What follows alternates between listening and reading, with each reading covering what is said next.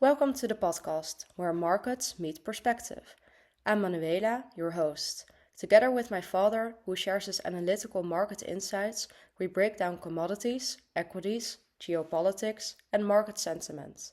This content is for educational and informational purposes only, not investment advice. Okay, hello to the third part of our podcast. I will share my screen right away. What a moment. That is about Xmessages.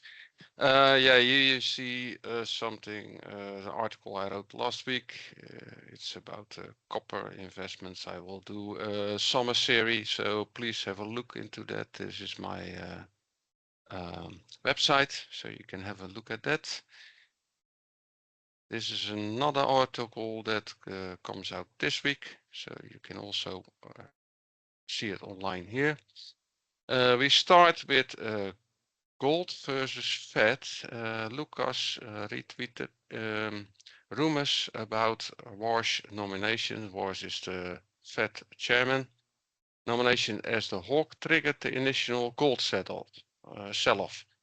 As the war began, markets were convinced the rate hikes were imminent. Now, what he means is that maybe there is some movement upwards again because Warsh decided not to increase the interest, and that is very bullish for gold. Yeah, let's see what happens here. So yeah, yesterday the gold was up on the news about 3%. Now it's losing 1% again. So yeah, it probably have some time to digest this news. The second message I want to discuss is the debt levels we have nowadays, and this is US debt levels. And here you see the debt level that was during the Second World War. They needed a lot of money, of course. Wars are not very cheap, but you see here, yeah, from 2020 basically, it's one line up in terms of debt, and now due to the Iran conflict, probably will rise more. Sorry, this is to 2050 and beyond. So this is the projected line. We are here now. So in this upward movement, but if the war in Iran goes on, so yeah, maybe this line is going even steeper and like this.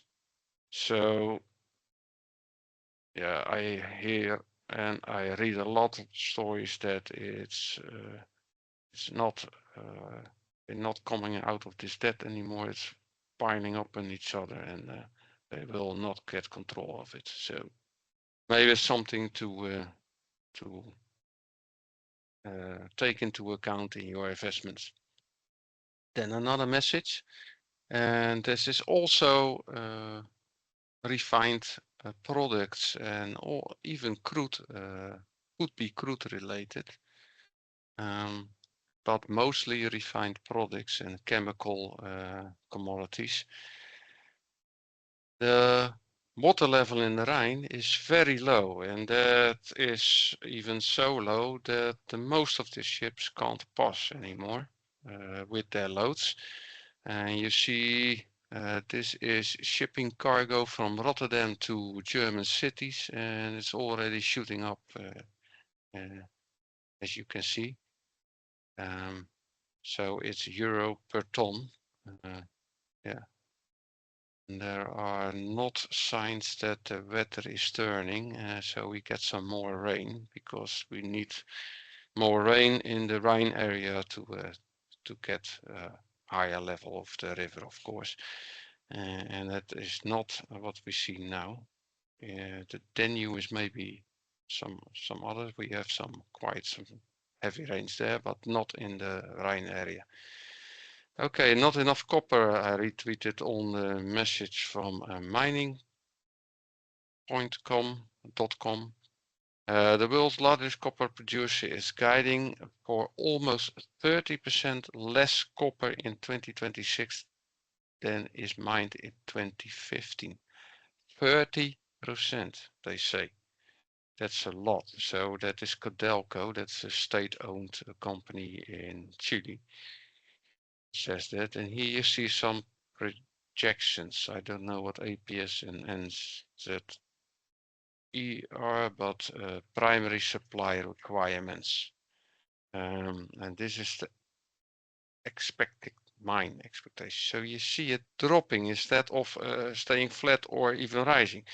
And yeah, the demand is getting bigger and bigger. So yeah, probably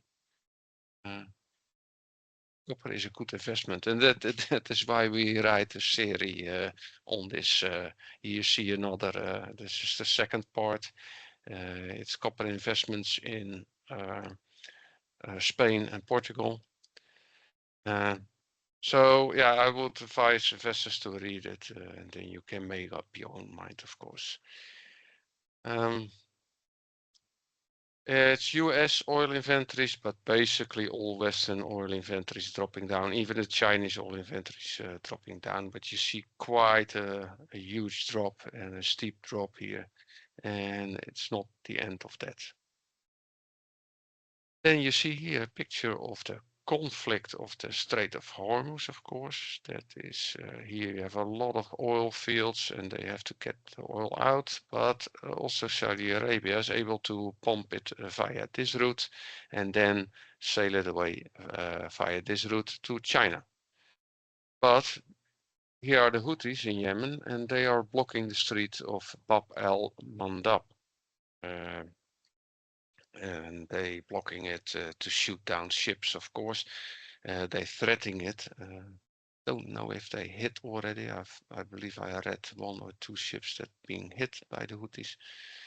And then the only route is, yeah, for large ships, they have to lay down here somewhere in Egypt and pump it to the Middle Sea, and there from ships it can be sailed away. But you have to go all around Africa to go into Asia, so that's a long route. They don't want to do that, it's very expensive. Or via ships through the Suez Canal, but the Suez Canal ships are not as large as the VLCC, so you can export quite less. Shell and profits, this is a Dutch message. Yeah, they have a record profit due to the Iran war, he says. Yeah, and also Shell is making a lot of money with trades now. So with oil trades and LNG trades, they are very big in that topic.